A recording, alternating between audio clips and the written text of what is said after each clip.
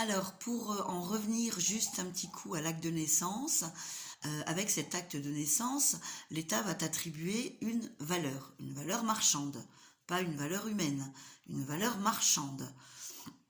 Et cette valeur, elle va être basée sur les tables de mortalité arcturienne, et l'État va déterminer l'âge de ta mort et va estimer, en fonction de leur estimation, ce que tu vas accumuler, ce que tu vas dépenser, ce que tu vas posséder. Voilà.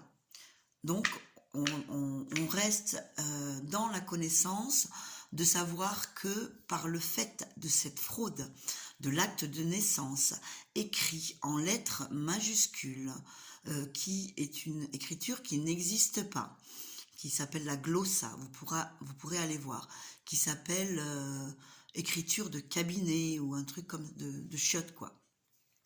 Eh bien, nous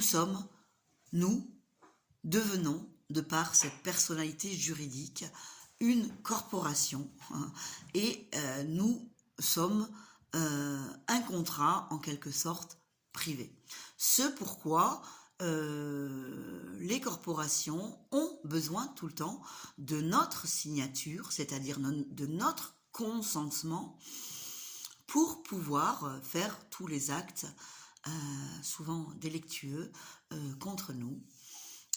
Donc ça va être la deuxième partie.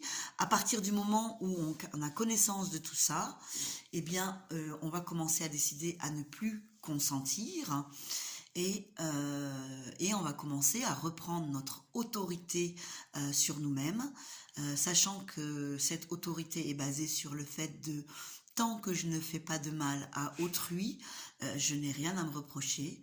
Et donc du coup, on devient notre propre juge, notre propre flic, notre propre autorité, dans le respect intègre, le respect puissant de l'autre. C'est pour ça que je dis qu'il faut partir de toute violence et souhaiter le meilleur à celui qui ne sait pas.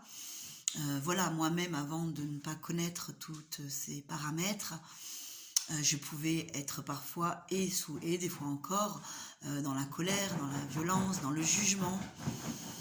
Et à partir de ce moment-là, effectivement, on ne peut pas représenter l'intégrité du soi qui nous donne justement cette capacité d'être vivant, souverain, capable de se gérer dans le respect de tous.